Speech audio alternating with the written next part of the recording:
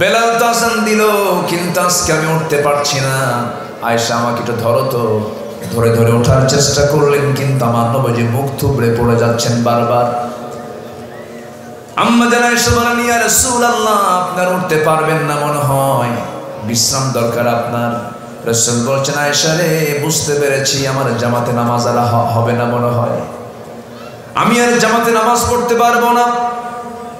তুমি আমার প্রিয় সাহাবী, আমার বন্ধু, তোমার বাবা আবু বকরকে বলে দাও সেজন্য আমার মুসাল্লায় দাঁড়ায়া আমার দায়িত্বটা পালন করে।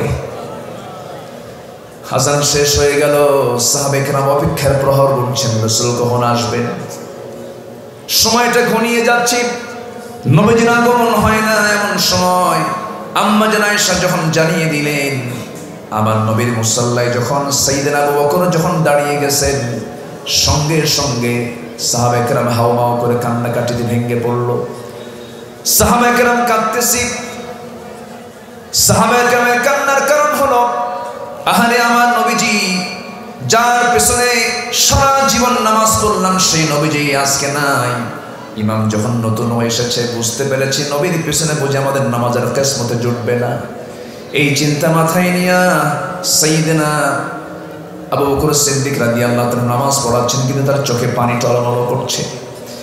নবীজি নামাজ পড়তেছেন, কিন্তু আমার নবীজি আম্মা জান আয়েশার ঘরের ভিতরে বলছেন, আয়েশা, আমার সাহাবীরা তো নামাজ পড়তেছে, আমার সাহাবীরা কেমন করে নামাজ পড়ে, আমাকে একটু ধরো তো, আমাকে জানালার কাছে একটু নিয়ে যাও।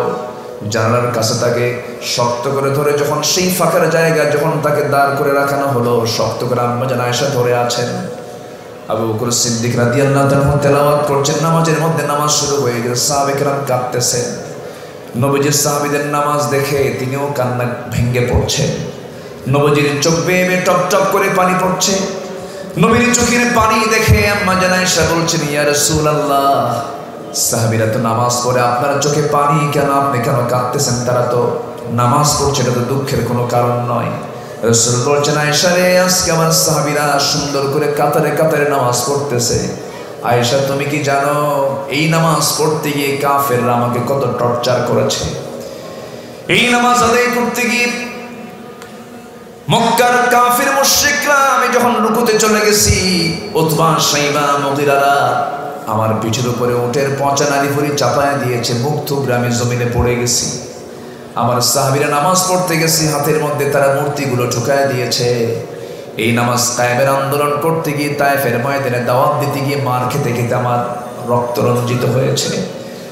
এই নামাজ কায়েমের সংগ্রাম করতে গিয়ে আমার বন্ধু আবু বকর, একটা মুসলিম দেশের বৈশিষ্ট্য হওয়া উচিত ছিল, সে সব শিক্ষা অর্জন করবে, সে অঙ্ক জানবে, সে সাহিত্য জানবে, সে বিজ্ঞান জানবে, সে কলার সাবজেক্টগুলো জানবে, আর্টস জানবে, সায়েন্স জানবে, কমার্স জানবে,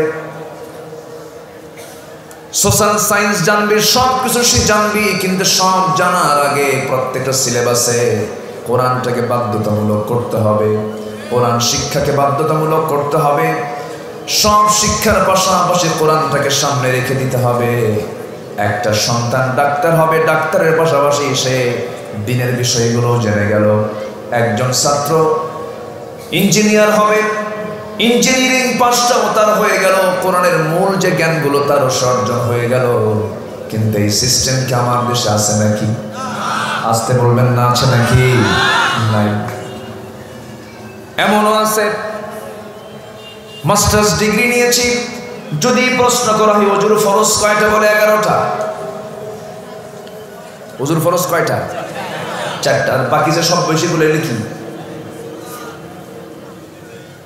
বিশেষ পরীক্ষায় প্রশ্ন আসে, পৃথিবীতে সবচেয়ে কোন ক্রিকেটার বেশি উইকেট পেয়েছে, কোন বোলার বেশি উইকেট পাওয়া, সেই বোলারের নামটা কি? এটা হলো বিসিএস ভাইভা প্রশ্ন। এটা করা দরকার আগে ছিল না? মুসলিম হিসেবে আগে দরকার ছিল। কোরআনে কারীমে কোন মহিলার নাম শুধু একবার এসেছে, একটা মহিলার নাম, সেই মহিলার নামটা কি বলো তো? সূরা ফাতিহাটার ভিতরে কয়টা আয়াত আছে? সহি করে তেলাওয়াত করো তো। যদি এই জাতীয় যদি প্রশ্নগুলো যদি প্রত্যেকটা জায়গায় করা হতো, জাতি 16 আনা কোরআন শিখতে পারত। এরকম কোনো বিষয় আছে? এরকম কোনো প্রসঙ্গ আছে? বরঞ্চ প্রশ্ন করে নামাজ পড়েন, হ্যাঁ কি 7 দিনে 1 দিন না 5 ওয়াক্ত? কে 5 ওয়াক্ত? তাহলে আপনি তো মৌলবাদী। কত কি বুঝতেছেন? মানে যে প্রশ্ন করতেছে সে চায় 7 দিন 1 দিন পড়ুক কোনো মতো, আর 5 ওয়াক্ত পড়লে সে হচ্ছে মৌলবাদী। এরকম চেতনায় কিছু নাস্তিক্য চেতনার লোক আছে না নয়? ওরা চায় এই জাতিকে ইসলাম থেকে দূরে রাখতে। গোটা দুনিয়া জুড়েই তাই, গোটা দুনিয়া জুড়ে ইহুদি খ্রিস্টানদের ষড়যন্ত্র হলো মুসলিম উম্মাহকে দিন থেকে ইসলাম থেকে কেমন করে দূরে রাখা যায়। আমি যদি প্রশ্ন করি এই পৃথিবীতে সবচেয়ে সৌভাগ্যবান জাতি কারা বলেন? মুসলমান। আবার যদি প্রশ্ন করি এই দুনিয়াতে সবচেয়ে মায়ের খাওয়া জাতিকে, এই মুহূর্তে মায়ের খাওয়া জাতিকে মুসলমান। মুসলমান কেন মার খাচ্ছে? মুসলমানের এই নির্যাতনের মূল কারণটা কি? এই দিকে লক্ষ্য করে আল্লামা ইকবাল কত আগে জানিয়ে দিয়েছেন, ও জামানে মে মুআজ্জাজ থে হাম মুসলমান হোকর और तुम खारे हुए तारके कुरआन होकर। সেই যুগের মানুষেরা কোরআনে কারীমকে তাজিম করার কারণে, কোরআনে কারীমকে অনুসরণ করার কারণে গোটা পৃথিবীতে তারা সম্মানের উচ্চাসনের সমাসীন হয়েছিল। আজকে মুসলমান কোরআনটা ছেড়ে দেওয়ার কারণে গোটা পৃথিবীতে লাঞ্ছিত বঞ্চিত জাতিতে রূপ নিয়েছে। আল্লাহ রাব্বুল আলামিন কোরআনে কারীমের ভিতরে তাও বলে দিচ্ছেন এই বিষয়ে, আফাতুমিনুনা বিবা'দিল কিতাবি ওয়া তাকফুরুনা বিবা'দ। তোমরা কিতাবের কিছু অংশ মানবে, কিছু অংশ মানবে না, তা হবে না। তোমাকে কোরআনটাকে পরিপূর্ণরূপেই তোমাকে মানতে হবে। আংশিক মানবে, আংশিক মানবে না, ফলাফল কি হবে? ইল্লা খিজিয়ুন ফিল হায়াতিদ দুনিয়া। দুনিয়ার জিন্দেগিতে লাঞ্ছনা নেমে আসবে, দুনিয়ার জিন্দেগিতে লাঞ্ছিত হয়ে যাবে। ওয়া হুয়া ফিল আখিরাতি মিনাল খাসিরিন। আখিরাতের জিন্দেগিতে ক্ষতিগ্রস্তদের অন্তর্ভুক্ত হয়ে যাবে। এই জন্য আমরা ইসলামটাকে, কোরআনটাকে আমরা আংশিক মানবো না, পুরোপুরি মানবো। আংশিক মানবো না, পুরোপুরি মানবো। সমাজে 2 শ্রেণীর মুসলমান। একটা শ্রেণী কিছু মুসলমান আছে নামাজও পড়ে, সুদের কারবারও করে। আছে নাকি? আছে, আছে। নামাজও পড়ে, জিনার কাজেও লিপ্ত হয়ে যায়, হারাম কাজেও লিপ্ত হয়ে যায়। নামাজ পড়ে, মানুষের সম্পত্তিও মেরে খায়। আমার বন্ধুগণ, ইসলামকে মানতে গেলে 16 আনাই মানতে হবে। অনেকে ব্যালেন্স করে ইসলামটাকে মানতে চায়, কিছু ইসলাম কিছু দুনিয়া। এইরকম করে ইসলাম মানার কোনো সুযোগ নাই। ইসলাম মানতে হলে নিজের মর্জি মতো জানলে হবে না, নিজের মর্জি মতো মানলে হবে না। আল্লাহ রাব্বুল আলামিন আরেক জায়গায় সুন্দর করে বলছেন, ইয়া আইয়ুহাল্লাযীনা আমানু দুখুলু ফিস-সিলমি কাফা ওয়া লা তাত্তাবিউ খুতুওয়াতিশ শাইতান ইন্নাহু লাকুম আদুউম মুবিন। জোরে বলুন আল্লাহু আকবার। ইসলামের ভিতরে পরিপূর্ণরূপে দাখিল হয়ে যাও। আংশিক ঢুকবে, আংশিক ঢুকবে না, তা হবে না। আবু জেহেল তো আংশিক মানতে চেয়েছিল। আবু জেহেল মোহাম্মদ আমার রাসূলকে ডাক দিয়ে বলছে, মুহাম্মদ বিন আব্দুল্লাহ এদিকে আসো, তোমার বংশ এক, আমার বংশ এক। ঘুম থেকে উঠলে তুমি আমাকে দেখো, আমি তোমাকে দেখি। আমাদের মধ্যে গন্ডগোল রাখার কোনো দরকার নাই। তোমার ধর্ম 6 মাস থেকে যাক, আমার ধর্ম 6 মাস থেকে যাক। তুমি আমার ধর্মকে বৈধতা দিয়ে দাও, আমি তোমার ধর্মকে বৈধতা দিয়ে দিচ্ছি। এই কথা শোনার সঙ্গে সঙ্গে রাসূল বলছেন, চাচা যে প্রস্তাব দিয়েছেন এই প্রস্তাবটা মানা সম্ভব নয়। সঙ্গে সঙ্গে রাসূল সূরা কাফিরুন শোনায় দিলেন। যারা পারেন ঠোঁট মিলিয়ে বলুন, কুল ইয়া আইয়ুহাল কাফিরুনা লা আ'বুদু মা তা'বুদুন ওয়া লা أنتم عابدون ما أعبد ولا أنا عابد ما عبدتم ولا أنتم عابدون ما أعبد لكم دينكم ولي دين جل الله أكبر তোমরা যার গোলামি করো আমি তার গোলামি করি না, আমি যার গোলামি করি তোমরা তার গোলামি করো না। তোমার দিন তোমার কাছে, আমার দিন আমার কাছে। আবু জেহেলের সমাজের বৈশিষ্ট্য ছিল, আবু জেহেল যে সমাজটা পরিচালনা করতে সেই সমাজের সুদ ছিল, মদ ছিল, জেনা ছিল, জুয়া ছিল। এটা তো আমাদের সমাজে নাই। আসতে বলে আছে না নাই? তাহলে মদ, জুয়া, জেনা, সুদ এটা কি মুসলিম সমাজের বৈশিষ্ট্য না আবু জেহেলের সমাজের বৈশিষ্ট্য? তাহলে আমাদের সমাজে এগুলো আছে না নাই? এগুলো কারা চালায় বলে? এই আচ্ছা, তাহলে আমি যে প্রশ্ন করছি বিরক্ত হচ্ছেন নাকি আপনারা? মদ, জুয়া, জেনা, সুদ এই চারটা কাজ আবু জেহেলের সমাজে প্রচলিত ছিল। আজকের সমাজে এগুলো আছে না নাই? চালাচ্ছে কারা? আবু জেহেলরা। নাম কি আবু জেহেল আছে? ওরা মসজিদে যায় না? মাঝে মাঝে মসজিদে যায় না? যায়। টাকা থাকলে হজেও যায়, মসজিদও বানায়, মাদ্রাসাও বানায়, আবার মদের বোতল নিয়েও বসে থাকে, সুদের কারবারও করে। ওরা ভাবে আল্লাহ খুশি থাক, শয়তানও বেজার না হোক। আছে না নাই বলেন? আচ্ছা, ওই চোরের মতো এক চোর গেছে কোরবানির আগের জুম্মায় মসজিদে নামাজ পড়তে। তো আগের জুম্মায় তো খতিব সাহেব কোরবানি নিয়ে আলোচনা করবেন, তো কোরবানির তাৎপর্য নিয়ে এমন ওয়াজ করছে, চোর মনে মনে চিন্তা করতেছে এত বড় সোয়াব কোরবানি, আমাকে কোরবানি দিতে হবে, প্রয়োজনে চুরি করে হলো। কথা বলছেন? তো কোরবানির গরু সে চুরি করার জন্য গেছে, চুরি করে আনতেছে। শেষ রাতের দিকে মসজিদের সামনে দিয়ে যায়, ইমাম সাহেব ফজর নামাজ পড়ার জন্য তিনি ওযু বানাবেন, বাইরে বের হয়েছেন, দেখেন যে কে যেন হাতে গরু নিয়ে আসতেছে।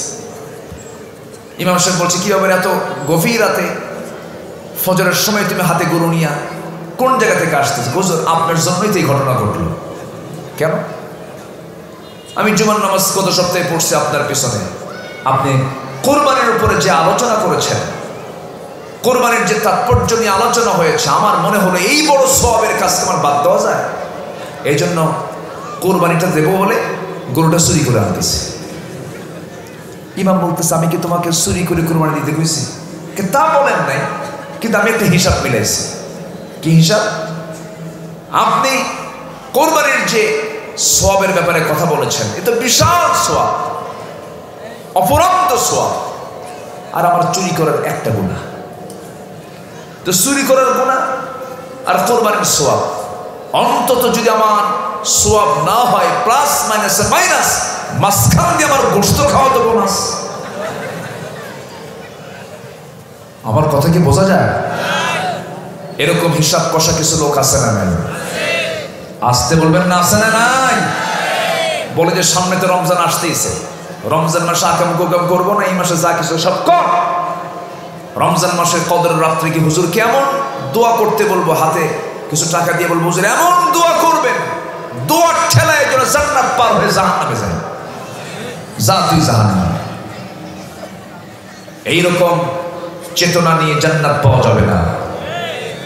আগে তাগুতকে ছাড়তে হবে, আগে পাপকে ছাড়তে হবে, আগে সমস্ত খারাপ কাজ বন্ধ করতে হবে জীবন থেকে, সমাজ থেকে দূর করতে হবে এগুলোকে। ভালো কাজ করতে গেলে খারাপ কাজের সংমিশ্রণে যাওয়া যাবে না। নামাজ না পড়ে কি জান্নাত পাওয়া যাবে? অনেকে বলে হুজুর নামাজ নাই আমার, কিন্তু ঈমান কি নাই? আছেন এরকম বলে না? এরকম বলার লোক আছে না নাই? যার নামাজ নাই তার কিছু আছে? আসতে বলে তার কিছু আছে নাকি? তার কিচ্ছু নাই। আসুন আয়াতের দিকে আমি চলে যাচ্ছি। অনেক কথা আছে, আজান হবে মাঝখানে, কোনো টেনশন করবেন না। আমরা নির্দিষ্ট সময়ের চাইতে একটু পরে আমরা নামাজ পড়ব। জোরে বলি ইনশাআল্লাহ, জোরে বলি ইনশাআল্লাহ। নিরিবিলি একটা পরিবেশে বসে আছি, আমরা কথাগুলো একটু মনোযোগ দিয়ে শোনার চেষ্টা করছি। তাহলে ঈমান রক্ষা করতে হলে শুধু জিকির আজকার আর নফল নামাজ বেশি পড়লে হবে না, আমাকে গুনাহমুক্ত থাকতে হবে। আমাকে কি মুক্ত থাকতে হবে? গুনাহমুক্ত থাকতে হবে। পাপের কাছে যাওয়া যাবে না, পাপকে বর্জন করতে হবে। আল্লাহ রাব্বুল আলামিন বলছেন, বান্দা আমি তোর জন্য দুইটা রাস্তা খোলা রেখে দিয়েছি, একটা হলো জান্নাত আর একটা হলো জাহান্নাম। তুই কোনটায় যাবি তুই সিদ্ধান্ত নিবি। কারণ আমি তোকে স্বাধীন করে দিয়েছি, আমি তোকে মুক্ত করে দিয়েছি। এই দুনিয়াতে তুই খারাপ কাজ করলেও তোকে কেউ কিছু বলবে না, ভালো কাজ করলেও কেউ তোকে ধরবে না। তবে বান্দা আমি কিন্তু একদিন ধরে ফেলবো। আল্লাহ রাব্বুল আলামিন বলছেন, আমার পরিচয় হলো, সবাই বলেন আলহামদুলিল্লাহি রাব্বিল আলামিন আর রহমানির রহিম মালিকি ইয়াউমিদ্দিন ইয়্যাকা না'বুদু ওয়া ইয়্যাকা নাস্তাঈন। জোরে বলুন আল্লাহু আকবার। আমার আল্লাহর পরিচয় হলো সবচেয়ে বড় পরিচয়। বিচার দিবসের মালিক তিনি হলেন চিফ জাস্টিস, প্রধান বিচারপতি। তার চাইতে বড় বিচারক আর কেউ আসতে বলবেন না, আর কেউ। তিনি আমার বিচার করবেন। আলাইসাল্লাহু বিআহকামিল হাকিমিন। তিনি আমার বিচার করবেন, তিনি আমার হাকিম। সে আল্লাহ বলছেন, বান্দারে এই দুনিয়াতে যত অপরাধ আছে এর মধ্যে সবচেয়ে বড় অপরাধ হলো যারা নামাজকে নষ্ট করবে। আমার বড় আফসোস হয়, এই দেশে মুসলমান বেশি না কম? কত পার্সেন্ট মুসলমান বলেন তো? 90% মুসলমান। কিন্তু এখন প্রশ্ন করি, যদি নামাজি বেশি না বেনামাজি বেশি? বলেন বলেন।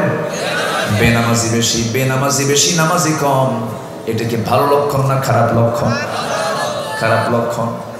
এখন মসজিদগুলো পাকা না কাঁচা? ইমানগুলো।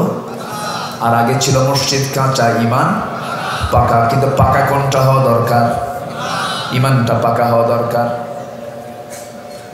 মসজিদ হয়ে গেছে হাজার হাজার লক্ষ লক্ষ মসজিদ, কিন্তু মূল নামাজ ফজরে মুসল্লি খুঁজে পাওয়া যায় না। এমন হয় মসজিদে মুসল্লি মোট 3 জন, একজন ইমাম, একজন মুয়াজ্জিন, একজন খাদেম। আমি কি ভুল বলতেছি? হ্যাঁ, ভুল বলতেছি আমি? মসজিদ পাকা করে আপনি কি করবেন? আমার ভাইয়েরা, মসজিদে মুসল্লি নাই, মাত্র 5% লোক নামাজ পড়ে। 90% লোকের, 90% মুসলমানের দেশ বাংলাদেশ, যেই দেশে 5% লোক নামাজ পড়ে। কিন্তু নামাজের জন্য বেড়ে যায়। নামাজ কেন পড়ে না, নামাজ কেন পড়ছে না? এর জন্য শাসন আছে না নাই? আসতে বলেন নাই। ইসলামী রাষ্ট্রের জন্য শাসন আছে না নাই? দুনিয়াতে যদিও নামাজ না পড়ার জন্য বড় কোনো শাস্তির বিধান ইসলামে রাখে নাই, কিন্তু মরার পরে সবচেয়ে বেশি শাস্তি হবে, সবচাইতে প্রথম প্রশ্ন হবে কি নিয়ে বলেন? নামাজ নিয়ে প্রশ্ন হবে। আমার ভাইয়েরা, ইসলামে 3টা শাস্তি বড় ভয়ঙ্কর। এই পৃথিবীতে তার বেঁচে থাকার কোনো অধিকার নাই। নাম্বার 1 হলো আস-সাইয়্যিবুজ জানি। যে সমস্ত লোকগুলো বিয়ে করার পরেও যারা জিনা করে, তাদের পৃথিবীতে বাঁচার কোনো অধিকার নাই। নাম্বার 2 হলো কতলুন নাফস। অন্যায় করে কেউ যদি কাউকে হত্যা করে, তার বাঁচার কোনো অধিকার নাই। নাম্বার 3 হলো যারা আল্লাহর দিন থেকে যারা বিচ্যুত হয়ে যারা দূরে সরে আসবে, মুরতাদ যারা হয়ে যাবে, ইসলামকে বাদ দিয়েছে যারা, অন্যদিকে যারা চলে যাবে, তারা মুরতাদ। এই মুরতাদেরও পৃথিবীতে বেঁচে থাকার কোনো অধিকার নাই। এই 3টা শাস্তি, এই 3টা অপরাধের শাস্তি সবচেয়ে ভয়ঙ্কর। নামাজ ছেড়ে দেওয়ার শাস্তি কিন্তু দুনিয়াতে কম না হলেও, কিন্তু এই দুনিয়া থেকে বিদায় হওয়ার পর হাসরের ময়দানে প্রথম প্রশ্ন আল্লাহ বান্দাকে কি নিয়ে করবেন? আসতে বলবেন না, কি নিয়ে করবেন? নামাজ নিয়ে করবেন। কিন্তু নামাজ নিয়ে কি আজকে সমাজে কোনো কথা হয় নাকি? বড় বড় সম্মেলন হয়, বড় বড় সমাবেশ হয়, বহু নেতা কর্মী সেই জায়গায় চলে যায়। অক্ত পার হয়ে যাচ্ছে, আপনার নেতা আপনাকে নামাজের জন্য বলে না। আপনার নেতা আপনাকে নামাজের জন্য কোনো তাকিদ দেয় না। যে দল করতে গিয়ে নেতা আপনাকে নামাজের জন্য বলে না, সেই নেতা তো দুনিয়ার নেতা হতে পারে, সে তো আখিরাতের নেতা আপনার হতে পারে না। সে আপনার প্রকৃত বন্ধু নয় যে জাহান্নাম থেকে বাঁচায় না। যে আপনাকে জাহান্নাম থেকে বাঁচানোর মাধ্যম হবে সেই তো আপনার প্রকৃত বন্ধু হবে। অতএব আমরা সিদ্ধান্ত নেব, আমরা আজকের থেকে নামাজটা ছেড়ে দেব না, এবং সাথে সাথে যে সমস্ত দলের নেতারা আমাদেরকে নামাজের কথা বলে না, ওই সমস্ত নেতাদের মুখে আমরা জুতা মারি। রাগ করলেন নাকি? রাগ করতেছেন?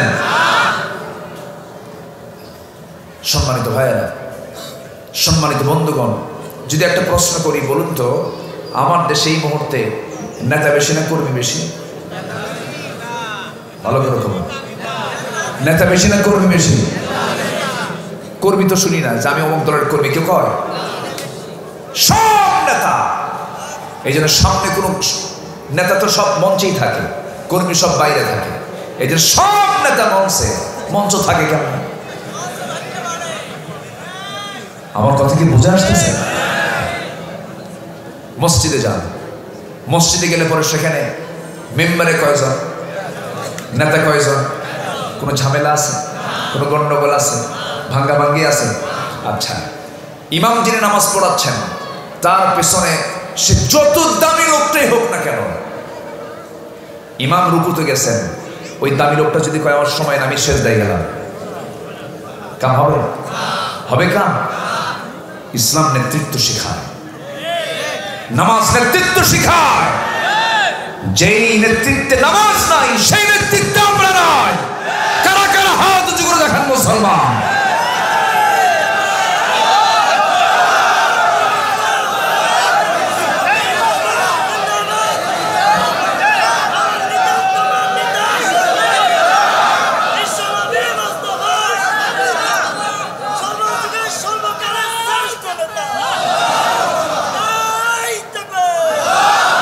আল্লাহ তুমি কবুল করো, জোরে বলে আমিন, আরো জোরে আমিন। নামাজ আছে যেখানে, নামাজ নাই যেখানে, ইসলাম আছে যেখানে, কোরআন হাদিস যেখানে, আল্লাহর দল যেখানে, দুনিয়ার দল যেখানে। কষ্ট পেলেন? মনে হয় কষ্ট দিয়ে ফেলেছি। সম্মানিত ভাইরা, ভাইরে, আমি চেষ্টা করি দরদ নিয়ে কথা বলা।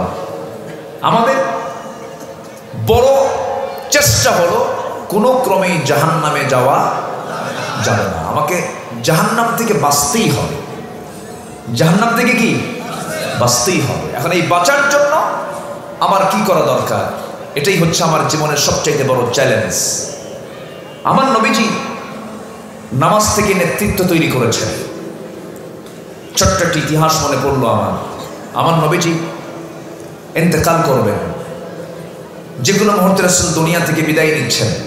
এমন সময় আম্মা জান আয়েশা বর্ণিত হাদিস, রাসূল আমার ঘরে তিনি ঢুকলেন, ঢুকে আমার ঘরে এসে বলছেন, আয়েশা প্রচন্ড মাথা ব্যথা হচ্ছে, তুমি একটু মাথায় আমার পানি ঢেলে দাও তো। পানি ঢেলে দেওয়া হচ্ছিল।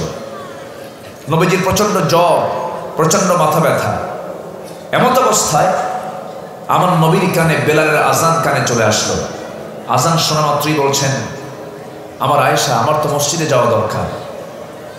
সুবহানাল্লাহ বলবেন না? আমার তো মসজিদে যাওয়া দরকার। আজান শুনলি কোথায়? জোরে বলেন কোথায়? মসজিদ। এটা হচ্ছে ইমানদারের লক্ষণ। আজান শুনেছি, বেলাল তো আজান দিল, কিন্তু আজকে আমি উঠতে পারছি না। আয়েশা আমাকে একটু ধরো তো। ধরে ধরে ওঠার চেষ্টা করলেন, কিন্তু আমার নবীজি মুখ থুবড়ে পড়ে যাচ্ছেন বারবার। আম্মা জান আয়েশা বলেন, ইয়া রাসূলুল্লাহ, আপনার উঠতে পারবেন না মনে হয়, বিশ্রাম দরকার আপনার। রাসূল বলছেন, আয়েশা রে, বুঝতে পেরেছি আমার জামাতে নামাজ আর হবে না মনে হয়, আমি আর জামাতে নামাজ পড়তে পারবো না। তুমি আমার প্রিয় সাহাবী, আমার বন্ধু, তোমার বাবা আবু বকরকে বলে দাও সেজন্য আমার মুসল্লায় দাঁড়ায়া আমার দায়িত্বটা পালন করে। আজান শেষ হয়ে গেল, সাহাবে কেরাম অপেক্ষার প্রহর গুনছেন, রাসূল কখন আসবেন। সময়টা ঘনিয়ে যাচ্ছে, নবীজির আগমন হয় না। এমন সময় আম্মা জান আয়েশা যখন জানিয়ে দিলেন, আমার নবীর মুসাল্লায় যখন সাইয়েদনা আবু বকর যখন দাঁড়িয়ে গেছেন, সঙ্গে সঙ্গে সাহাবায়ে কেরাম হাওমাও করে কান্নাকাটিতে ভেঙে পড়ল। সাহাবায়ে কেরাম কাঁদতেছি। সাহাবায়ে কেরামের কান্নার কারণ হলো, আহারে আমার নবীজি যার পেছনে সারা জীবন নামাজ পড়লাম সেই নবীজি আজকে নাই। ইমাম যখন নতুন এসেছে বুঝতে পেরেছি নবীর পেছনে বুঝে আমাদের নামাজের কিসমতে জুটবে না। এই চিন্তা মাথায় নিয়ে সাইয়েদনা আবু বকর সিদ্দিক রাদিয়াল্লাহু তাআলা নামাজ পড়াচ্ছেন, কিন্তু তার চোখে পানি টলমল করছে। নবীজি নামাজ পড়তেছেন, কিন্তু আমার নবীজি আম্মা জান আয়েশার ঘরের ভিতরে বলছেন, আয়েশা আমার সাহাবীরা তো নামাজ পড়তেছে, আমার সাহাবীরা কেমন করে নামাজ পড়ে আমাকে একটু ধরো তো, আমাকে জানালার কাছে একটু নিয়ে যাও। জানালার কাছে তাকে শক্ত করে ধরে যখন সেই ফাঁকার জায়গায় যখন তাকে দাঁড় করে রাখানো হলো, শক্ত করে আম্মা জান আয়েশা ধরে আছেন। আবু বকর সিদ্দিক রাদিয়াল্লাহু তাআলা তেলাওয়াত করছেন, নামাজের মধ্যে নামাজ শুরু হয়ে গেছে। সাহাবায়ে কেরাম কাঁদতেছেন। নবীজির সাহাবীদের নামাজ দেখে তিনিও কান্না ভেঙে পড়ছেন। নবীজির চোখ বেয়ে বেয়ে টপ টপ করে পানি পড়ছে। নবীর চোখের পানি দেখে আম্মা জান আয়েশা বলছেন, ইয়া রাসূলুল্লাহ, সাহাবীরা তো নামাজ পড়ে, আপনার চোখে পানি কেন, আপনি কেন কাঁদতেছেন? তারা তো নামাজ পড়ছে, এটা তো দুঃখের কোনো কারণ নয়। রাসূল বলছেন, আয়েশা রে, আজকে আমার সাহাবীরা সুন্দর করে কাতারে কাতারে নামাজ পড়তেছে। আয়েশা তুমি কি জানো এই নামাজ পড়তে গিয়ে কাফেররা আমাকে কত টর্চার করেছে?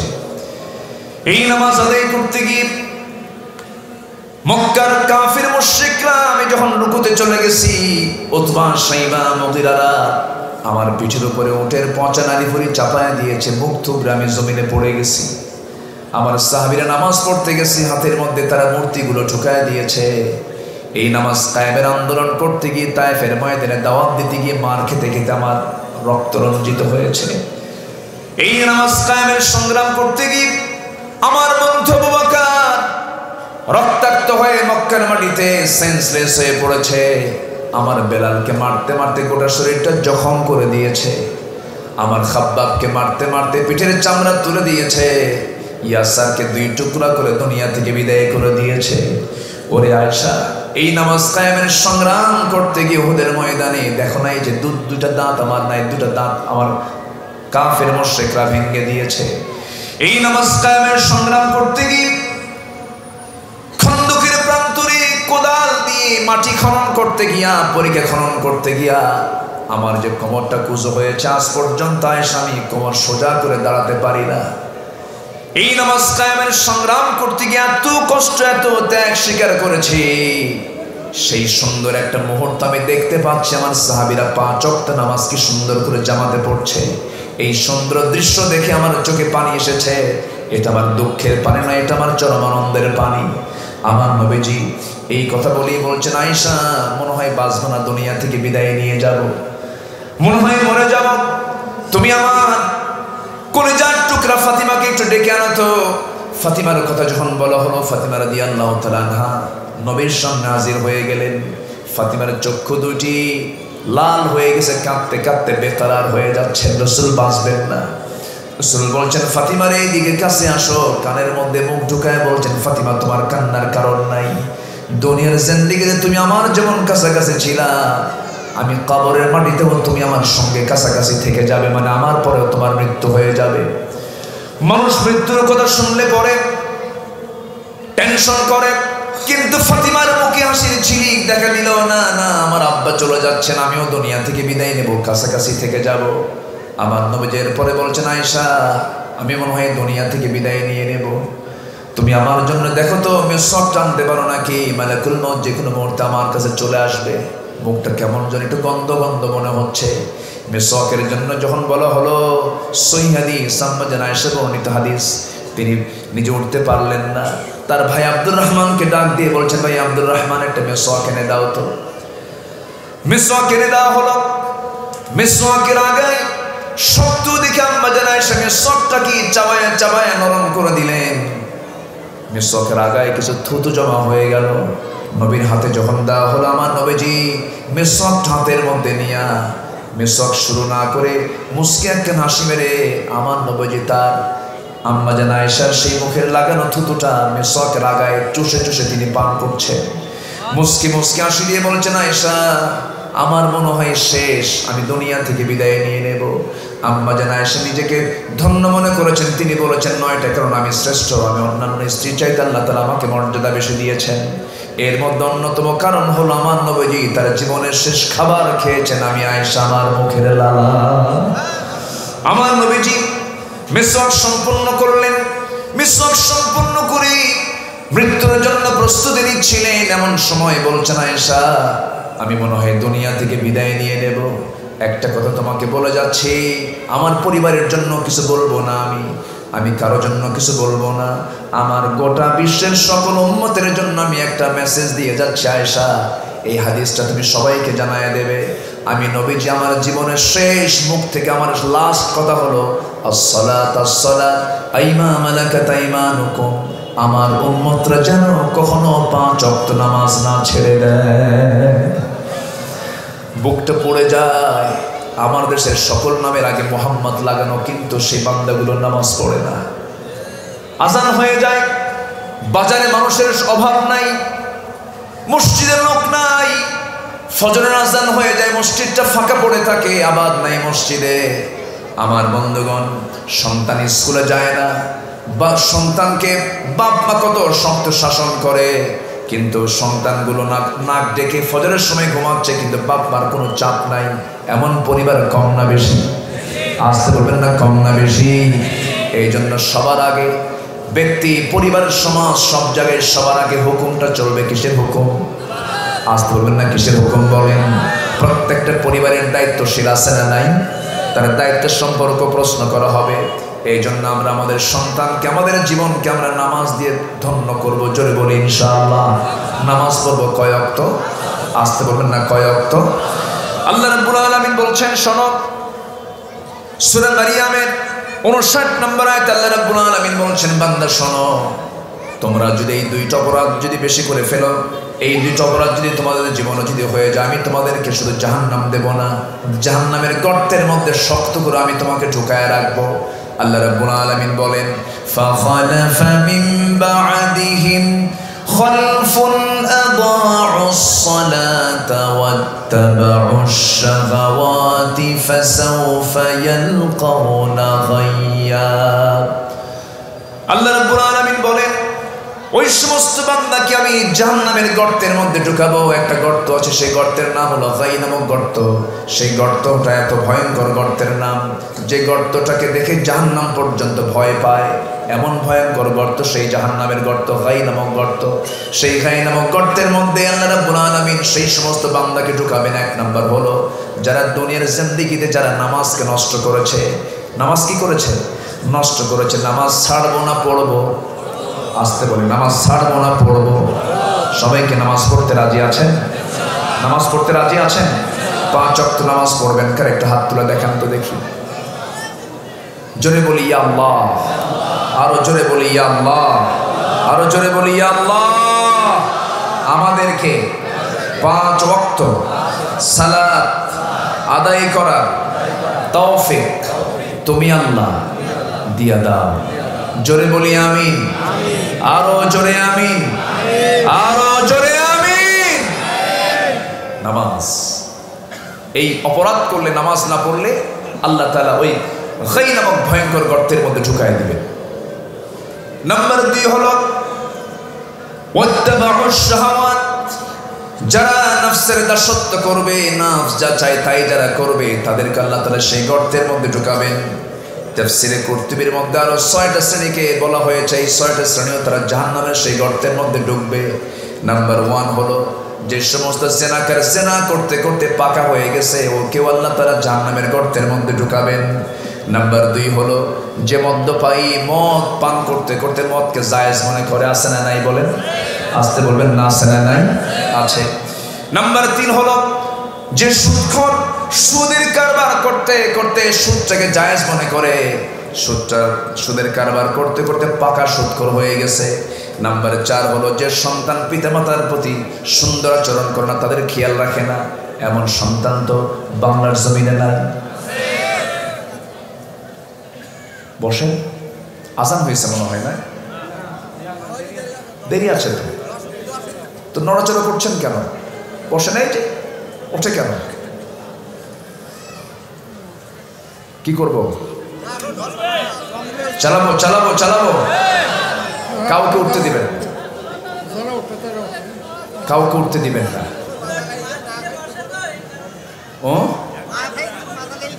ও মাজা লেগে গিয়েছে। আচ্ছা ঠিক আছে, বসেন না। কত সময় তো চলে যায়। একটা বিষয় বলি আপনাকে, সেটা হলো মাহফিলে বসে যদি আপনি মজা না পান, সেজদা দিয়ে যদি আপনি তৃপ্তি না পান, কোরআন তেলাওয়াত করে যদি আপনার ভিতরে যদি ভালো না লাগে, আল্লাহর নাম নিতে যদি আপনার কাছে বিরক্ত মনে হয়, তাহলে ভাবতে হবে বড় কোনো শয়তান আপনাকে, আপনার নফসকে আসর করছে। ঠিক কিনা? এত হাজার হাজার মানুষ পাবেন কোথায়? শেষে একটা দোয়া হবে, ভূমিকম্প বলছি একটু মিলাই দিই। একটা ওয়াজ শুরু থেকে শেষ পর্যন্ত মনোযোগ দিয়ে শুনতে হবে। শ্রোতা হতে হবে লাস্ট ক্লাস না first class? First class. First class শ্রোতার বৈশিষ্ট্য হলো শুরু থেকে শেষ পর্যন্ত ক্লাসে থাকা। আলহামদুলিল্লাহ থাকে। এই যে ইনি তো মাস্টার মানুষ, শিক্ষক মানুষ, উনি বুঝেন। একটু বসেন। সম্মানিত ভাইয়েরা, জাহান্নাম কি কেউ পেতে চাই? তাহলে কি পেতে চাই বলেন? কি পেতে চাই বলেন? জান্নাতটা কত দূরে আছে? হ্যাঁ, কাছাকাছি। তাহলে কেমনে যাবেন? প্রশ্ন করে ফেললাম। জান্নাতটা কাছে না তো। জান্নাত হচ্ছে আল্লাহর ঘরের সাথে। জোরে বলে সুবহানাল্লাহ। আল্লাহর ঘর কি এই পাড়া ওই পাড়া? আল্লাহর ঘরে গিয়েছিলেন, আল্লাহর আরশ আজিমে গিয়েছেন একজন মানুষ, তিনি হচ্ছেন মুহাম্মদ সাল্লাল্লাহু। পৃথিবীর কোন বিমানে চড়ে? কার ফ্লাইটে? আস্তুল কার ফ্লাইটে? তাহলে জান্নাতে যেতে হবে কার ফ্লাইটে চড়ে? আল্লাহর ফ্লাইটে চড়ে। ইল্লিনে যেতে হবে অথবা সিজ্জিনে যেতে হবে। সিজ্জিনে যাব না, আমরা ইল্লিনে যাব। জোরে বলি আল্লাহু আকবার। সেই জান্নাত যারা চেয়েছেন তারা পেয়েছেন। চেয়েছিলেন আসিয়া আলাইহিস সালাতু ওয়াস সালাম, কিভাবে পেয়েছেন? এমনি এমনি পান নাই। তাদের ত্যাগ কি, তাদের সাধনা কি?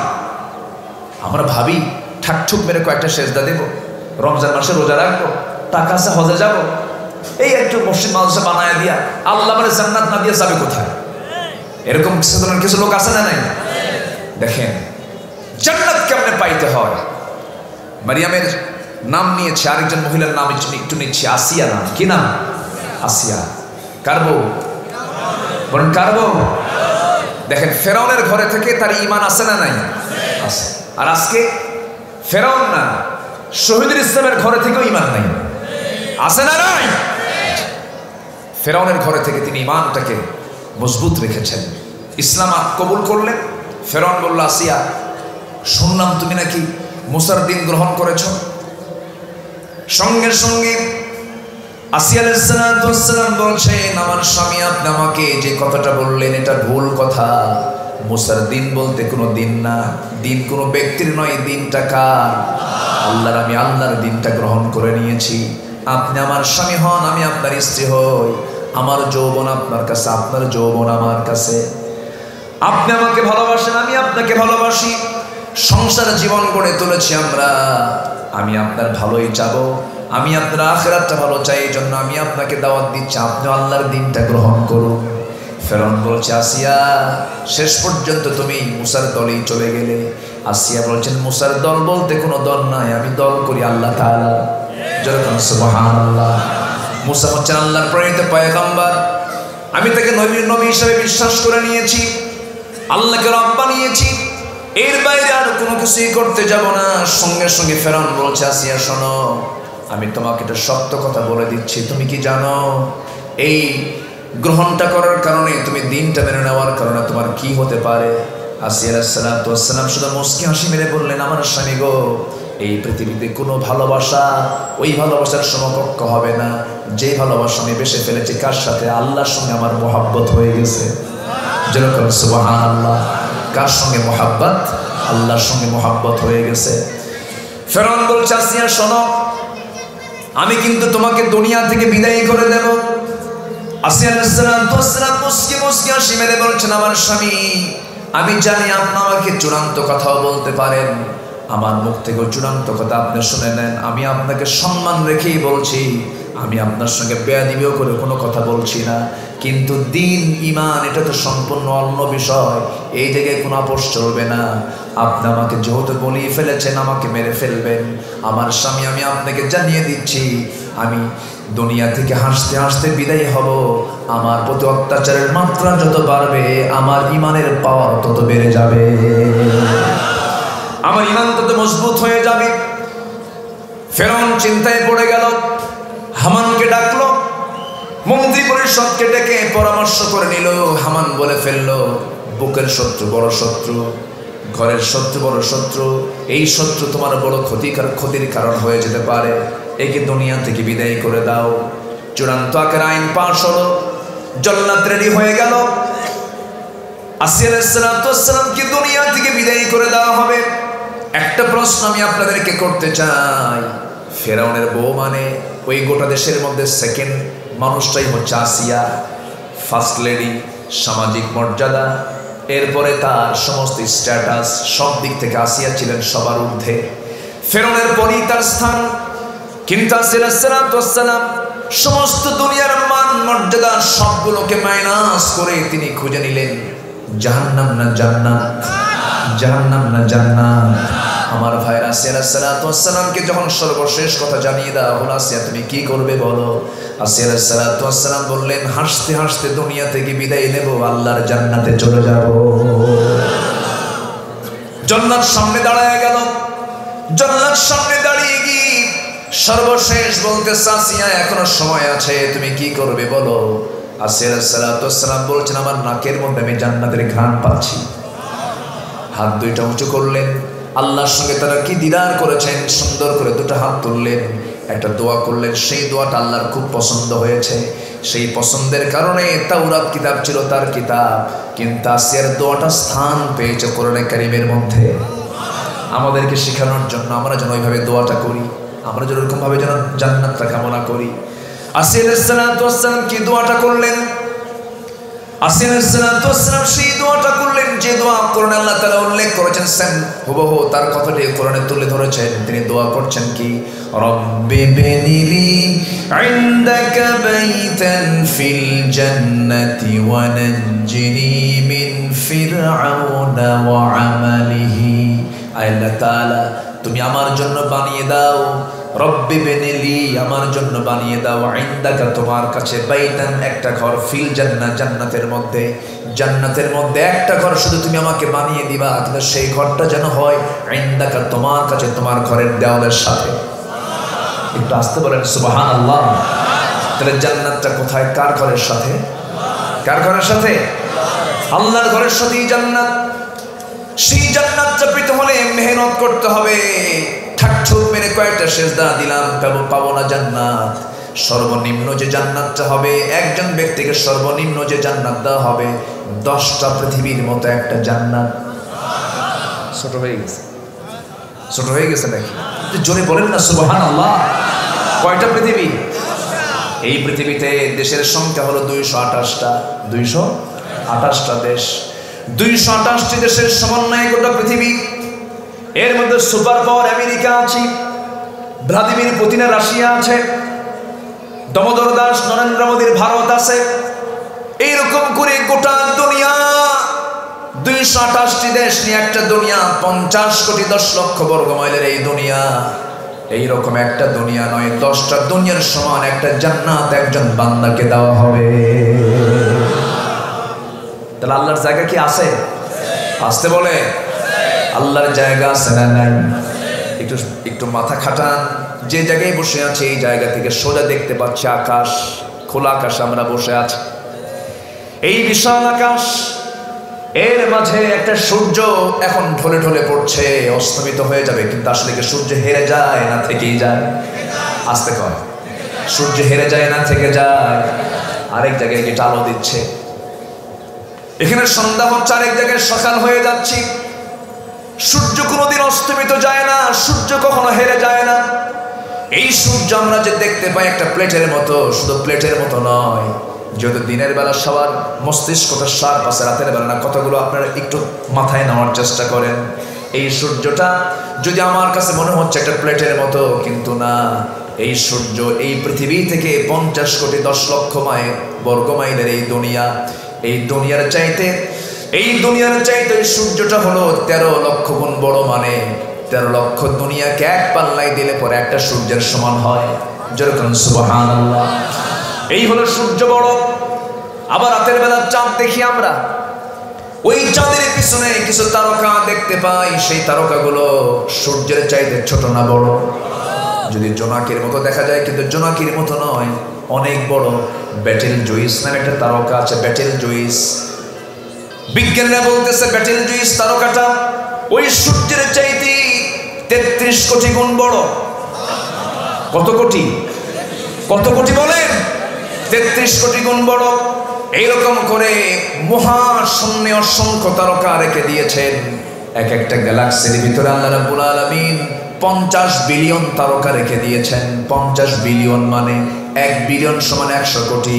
50 বিলিয়ন তারকা একটা গ্যালাক্সির মধ্যে আছে। কোটি কোটি গ্যালাক্সি মহাশূন্যে আছে। যেরকম সুবহানাল্লাহ। সুপারনোভা ড্রাপ, এরপরে হলো প্রক্সিমা সেন্ট্রাই। এই সমস্ত তারকাগুলো মহাশূন্যে সব ঝুলায় রেখেছেন।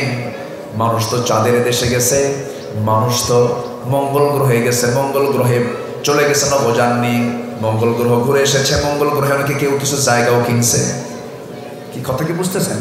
দুনিয়ার ভাল লাগে না, মঙ্গল গ্রহে যাইবে, চলে গেছে মঙ্গল গ্রহে। চাঁদের দেশে গেছে মানুষ, সেই চাঁদ দেখে ঘুরে এসেছে। কিন্তু যদি কোনো বান্দা এরকম চিন্তা করে যে চাঁদ দেখলাম, মঙ্গল গ্রহ দেখলাম, তারকার দেশ দেখতে যাব, তারকা ঘুরে আসবো একটু, এই পৃথিবীর সবচেয়ে নিকটবর্তী তারকার দেশ হলো প্রক্সিমা সেন্ট্রাই। প্রক্সিমা সেন্ট্রাই তারকাটা সবচেয়ে পৃথিবীর কাছাকাছি তারকা। এই তারকার দেশে যদি কেউ যেতে চায়, এই তারকার দেশে যেতে যদি কেউ চায়, বর্তমান দুনিয়ার সবচেয়ে দ্রুতগামী নভোযান হলো অ্যাপোলো 11। অ্যাপোলো 11-এর গতি হলো পার আওয়ার 1 ঘন্টায় 39,000 কিলোমিটার। 1 ঘন্টায় কত? 39,000 কিলোমিটার। 39,000 কিলোমিটার বেগে কোনো ব্যক্তি যদি ওই নভোযানে চড়ে, অ্যাপোলো 11-এ চড়ে যদি সেই তারকার দেশ প্রক্সিমা সেন্টারের সবচেয়ে কাছের তারকার দেশে যদি যেতে চায়, তার সময় লেগে যাবে 1,15,000 বছর মাত্র। যাবেন কারা কারা? হাত তোলেন, বলেন। সুযোগ আছে? আর এই আকাশের নিচে ছোট্ট একটা মানুষ অহংকার কি দেখে? হ্যাঁ, অহংকারটা কি? চেয়ার পাইলে পরে সুপারগুলো আটা দিয়া বসে, সারাসারি নাই, আছে না? নাই। অহংকার করো না। অহংকার আসবে যা, পতন হবে তা। জুলুম করবে যে, ধ্বংস হবে সে। শুধু সময়ের অপেক্ষা। আল্লাহ আছে না? নাই। ধরে ধরে ধরে না, ধরলে আল্লাহ। 1600 বছর ফেরাউন ছিল, জ্বরও হয় নাই, নাক দিয়ে পানিও পড়ে নাই, সর্দিও লাগে নাই, ধরছেন আল্লাহ। কয়দিন? আসতে হবে না, কয়দিন? ফেরাউনের মৃত্যুর 1 মিনিট আগেও জানতো না ফেরাউন আমার এইরকম পতন হবে। অতএব এই বিশাল আকাশের নিচে ক্ষুদ্র একটা মাখলুক, তুমি অহংকার করো না, অহংকার করো না, জুলুম করো না, নির্যাতন করো না। সম্মান দেওয়ার মালিককে, আবার বেইজ্জত করার মালিককে, সে আল্লাহ আছে না নাই?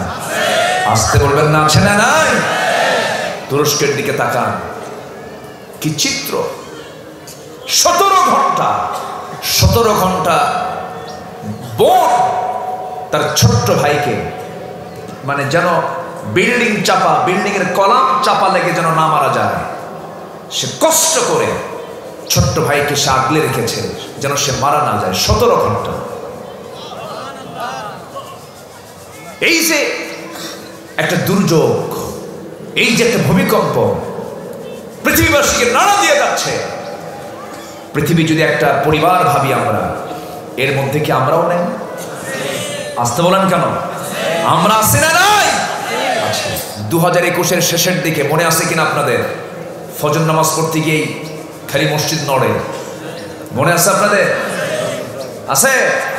আচ্ছা, যে নড়াটা নড়ছে ছিল কয়েক সেকেন্ড, কয়েক মিনিট হলে বলে ঢাকা আছে, ঢাকা ফাঁকা, ঢাকা কি হতো? ফাঁকা হয়ে যেত। অতএব এই জমিনকে সকল প্রকার গজব থেকে নিরাপদে রাখার জন্য আমি মনে করি প্রত্যেক নেতৃবৃন্দকে এই কাজে এগিয়ে আসতে হবে। সমাজে কোনো প্রকার অন্যায়, অনৈতিক, বেহায়াপনা এবং অশ্লীল কোনো কাজ আমরা হতে দেব না, ঠিক কিনা? সমাজে জমিনে তখনই ভূমিকম্প হয়, সাইক্লোন হয়, সিডর হয়, আইলা হয়, তখন যখন জমিনে 1 নম্বর জেনার পরিমাণ বেড়ে যায়। আজকের সমাজে বিয়ে বেশি না জেনা বেশি? 4টা কারণে হয়। কয়টা কারণে বলেন? 4টা কারণ। নাম্বার 1, জেনা বেড়ে গেলে। কি বেড়ে গেলে? জেনা বেড়ে গেলে। আজকের সমাজে বিয়ে বেশি না জেনা বেশি? বলেন। বৈধ সম্পর্ক না অবৈধ সম্পর্ক? এই যে ফুল, যশোরের গদখালি একটা গোলাপ ঢাকায় বিক্রি হবে 1000 টাকা দিয়া, এই ফুলটা কে কাকে দেবে? মগা মগিকে দেবে, টোনা টনিকে দেবে। বলেন, এই কাজগুলো কি চলছে আড়ালে না প্রকাশ্যে? বলেন, আড়ালে না প্রকাশ্যে চলছে? প্রকাশ্যে চলছে। একটা ছেলে একটা মেয়ের সঙ্গে বসে আছে, একটা ছেলে একটা মেয়ে পাশাপাশি বসে গল্প করছে, এমনকি মেয়ের উরুতে মাথা রেখে পবিত্র অঙ্গন ক্যাম্পাসের সামনে ঘন্টার পরে ঘন্টা গল্প করে। প্রশাসন দাঁড়িয়ে থেকে মুস্কি মুস্কি হাসে আর বলে, ভালো করে করো। আমি কি ভুল বলছি? আমি কি ভুল বলছি? ছেলে মেয়ে উভয়ের সম্মতিতে যদি তারা পরস্পর শারীরিকভাবে মিলিত হয়, এটা নাকি কোনো অপরাধ না। এই জাতীয় কথা তারাই বলতে পারে যারা কোরআন এবং হাদিসের বিধানকে মানে না, ঠিক কিনা? আমার মেয়েকে রক্ষার দায়িত্ব আমাদের আছে না নাই? আমার বইয়ের সতীত্ব রক্ষার দায়িত্ব আমাদের আছে না নাই? 14ই ফেব্রুয়ারি কোনো ভালোবাসা দিবস নয়, এটা বিশ্ব লুচ্চা দিবস, বেহায়া দিবস, নোংরা দিবস। মুসলমানদের ভালোবাসা নির্দিষ্ট দিনক্ষণ নয়, মুসলমানদের ভালোবাসা 24 ঘন্টার প্রত্যেকটা সেকেন্ডই ভালোবাসা। বলি আলহামদুলিল্লাহ, আমরা ভালোবাসা নিয়ে জন্ম নিয়েছি। কি নিয়ে জন্ম নিয়েছি? ভালোবাসা। কষ্ট পাচ্ছেন? সম্মানিত ভাইয়েরা, নাম্বার 2 হলো ভূমিকম্প হওয়ার কারণ কি? গজব নাজিরের 2 নম্বর কারণ হলো যখন সমাজে মদ অ্যাভেলেবেল হয়ে যাবে। এই খুলনার ভিতরেই একটা কোম্পানি দর্শনার দিকে মদের ফ্যাক্টরি আছে। এবছর মাশাআল্লাহ 700 কোটি টাকা লাভ হয়েছে, মদ দিয়েছে। খুব ভালো লক্ষণ না? আচ্ছা, রাগ করতেছেন আপনারা? তাহলে মদ্যপান করা কি? মদের ব্যবসা করা কি? মদের কারবার করা কি? মদের লাইসেন্স নেওয়া কি? তাহলে আমার দেশে এগুলো আছে না নাই? আচ্ছা, আমরা কি এগুলো করতে যাব? এগুলো করতে যায় যারা, তাদেরকে বাধা দেওয়ার দরকার আছে না নাই? কে মুসলমান কে মুনাফিক এটা চেনার জন্য সহজ সূত্র জানিয়ে নেন। কে মুসলমান কে মুনাফিক সহজ সূত্র হলো, আপনি আজকে মদের বিরুদ্ধে কথা বলেন, সুদের বিরুদ্ধে কথা বলেন, জেনার বিরুদ্ধে কথা বলেন, জুয়ার বিরুদ্ধে কথা বলেন, বহুত দাড়িওয়ালা টুপিওয়ালা বুজুর্গ দেখতে বুজুর্গই দেখা যায়, এই সমস্ত লোকগুলো আপনার সামনে লাঠি নিয়ে দাঁড়ায় যাবে, ঠিক কিনা? দাঁড়ায় যাবে। নাম্বার 3 হলো, 1 নম্বর হলো যখন সমাজে যখন জেনা বেড়ে যাবে। নাম্বার 2 হলো মদের কারবার যখন বেড়ে যাবে, মদ্য সেবন যখন বেড়ে যাবে। নাম্বার 3 যখন সমাজে সুদের কারবারটা বেড়ে যাবে। সুদ আছে না নাই? আসতে বলুন না, সুদ আছে না নাই? আছে। নাম্বার 4 হলো সমাজে যখন জুয়ার কারবারটা বেড়ে যাবে। আল্লাহ তাআলা আজ থেকে কত আগে জানিয়ে দিয়েছেন, ইন্নামাল খামরু ওয়াল মাইসির ওয়াল আনসাব ওয়াল আজলাম রিজসুম মিন আমালিশ শাইতান ফাজতানিবু। মদ জুয়া সব আল্লাহর কাম না শয়তানের কাম? মিন আমালিশ শাইতান, আল্লাহর নির্দেশ নাকি এটা? শয়তানের নির্দেশ। এই সমস্ত কাজে আমরা যাব না। জোরে বলি ইনশাআল্লাহ, আরো জোরে বলি ইনশাআল্লাহ। আসিয়ার কথা বলছিলাম, আমরা মনে আছে কিনা জানি না। আসিয়া আলাইহিস সালাতু ওয়াস সালাম শেষ পর্যন্ত দুনিয়া থেকে বিদায় নিয়ে এটাই বুঝায়া দিলেন, ও দুনিয়ার মানুষ, ইমানের পথে টিকে থাকতে গেলে, আল্লাহর জান্নাত কামাই করতে গেলে হাসি মুখে এমন করে দুনিয়া থেকে বিদায় নিতে হয়। আমরা সব বিসর্জন দেব, কিন্তু ইমানটাকে আমরা কখনো ছেড়ে দিতে পারবো না। নামাজ পড়বেন তো সবাই? সবাই নামাজ পড়তে রাজি আছেন তো?